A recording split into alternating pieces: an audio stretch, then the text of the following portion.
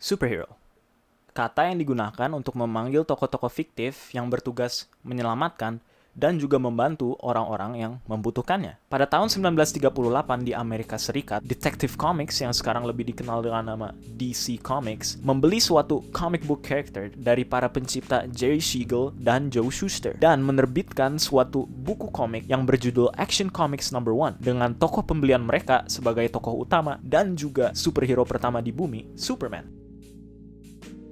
Dengan penerbitan tokoh Superman, dunia masuk ke dalam era Golden Age of Comics yang menunjukkan meningkatnya popularitas komik buku modern. Dan pada tahun berikutnya, 1939, banyak superhero lain yang sangat familiar bagi kita sekarang diterbitkan, seperti Batman dari DC Comics, dan juga Namor dan Human Torch dari Timely Comics yang sekarang lebih dikenal dengan Marvel Comics. Tapi sayangnya, pada tahun itu juga, Perang Dunia Kedua baru saja dimulai.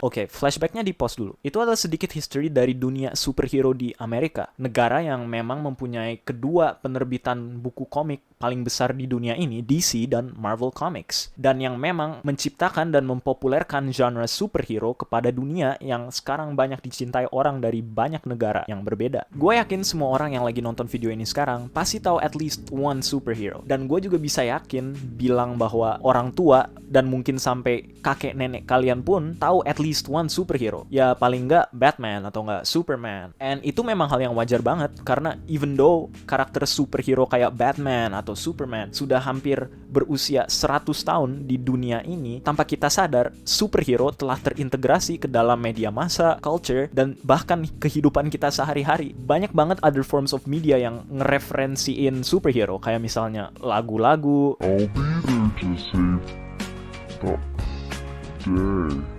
Superman, Spider-Man control, and Batman with his fists. TV shows, Yeah? Hey, can you grab me another beer? Biar tekor asal kesoh. sampai iklan aja ada yang pakai superhero.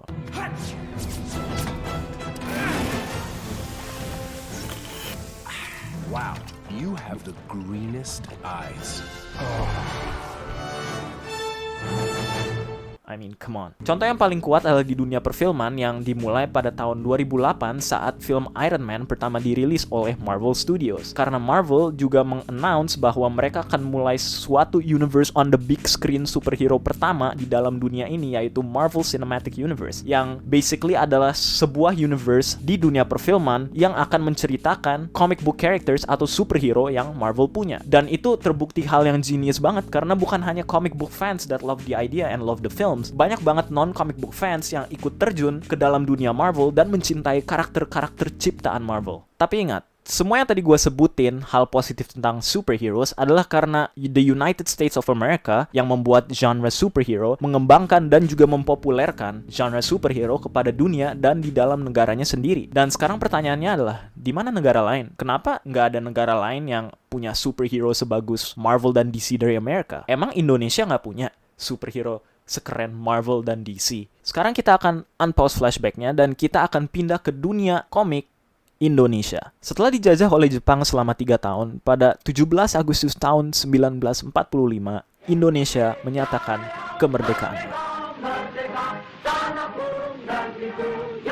And only after 9 years, Indonesia baru mendapatkan superhero pertamanya yang bernama Sri Asih yang diciptakan oleh Maestro Komik Indonesia, R.A. Kosasih. Setelah kemunculan Sri Asih, banyak maestro komik Indonesia yang lainnya ikut serta dalam pembuatan superhero mereka sendiri, seperti Aquanus dan Godam yang diciptakan oleh Wit NS dan juga Gundala yang diciptakan oleh Hasmi. End of flashback. Jadi untuk menjawab pertanyaan yang tadi, iya, Indonesia punya superhero-superheronya sendiri, tapi sayangnya tidak sepopuler dengan superhero-superhero buatan Amerika Serikat. Nah, tadi gue bilang bahwa gue yakin semua orang yang nonton video ini pasti know at least one superhero. Tapi kalau gue ganti statement gue jadi, gue yakin semua orang yang nonton ini pasti tahu at least one Indonesian superhero. Gue gak yakin. And the problem lies in the fact bahwa walaupun superhero banyak diomongin dan didiscuss oleh media massa, superhero yang didiscuss itu biasanya yang sama-sama aja, yang itu-itu aja, yang paling populer, yang basically equals superhero-superhero yang dari Amerika Serikat, kayak misalnya Batman or Spider-Man or Superman or Iron Man atau apa gitu kayak, which of course sucks. I am a huge superhero fan, like fans berat banget, as you can see from my shirt. Tapi jujur aja, gue literally nggak tahu ada superhero Indonesia sampai tahun lalu. Pas gue lihat poster film Gundala, and of course I was like, what the hell is this kan? Gue orangnya jarang banget nonton film, and apalagi film Indonesia, jarang banget, jujur aja. But then Gundala caught my eye. Terus gue kayak, I need to research what this is about because the poster is cool. And pas gue research, gue kaget.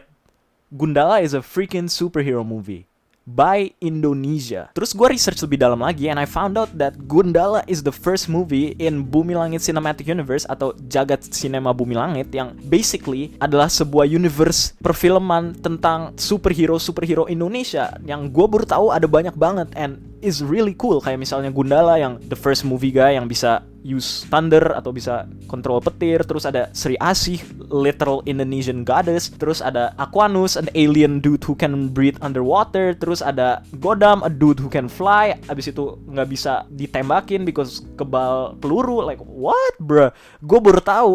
And then wait, that's not it. Terus gue research lagi, and I found out there is another superhero universe yang bakal ada di dunia perfilman, which is Jagat Satria Dewa, yang basically itu adalah membawa tokoh-tokoh dari pewayangan yang akan diganti jadi superhero, kayak misalnya Gatot Kaca, Bima, Yudhistira, gitu-gitu, yang lain, dan bakal ada universe-nya sendiri. And I was like, wow.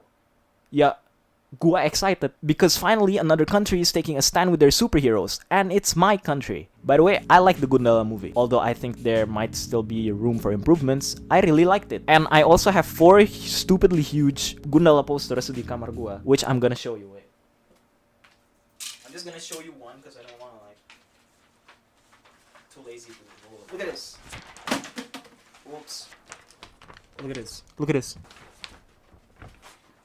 I have 4 of these in my room. I'm really glad Bumi Langit and Satria Dewa Studios brought their characters ke dunia perfilman. Abisnya, unlike superhero di Amerika, superhero Indonesia belum ada yang representasikan di media massa. Dan I think this is a really great start buat dunia perfilman and also dunia superhero in Indonesia to keep growing. And walau superhero Indonesia nggak akan pernah have the same time as superhero Amerika to mengembangkan dan juga mempopulerkan superhero-superheronya, I believe that if Indonesian superheroes are handled and also supported well, superhero Indonesia bisa jadi sebagus superhero di Amerika dan mungkin even melampaui dan menjadi lebih bagus dari superhero di Amerika.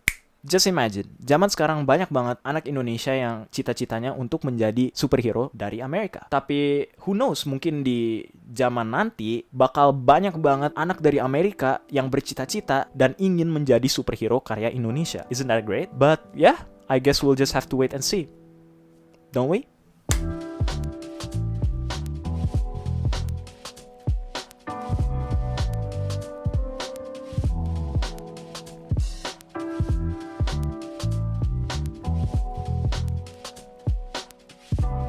Finally, another country is taking a stand with their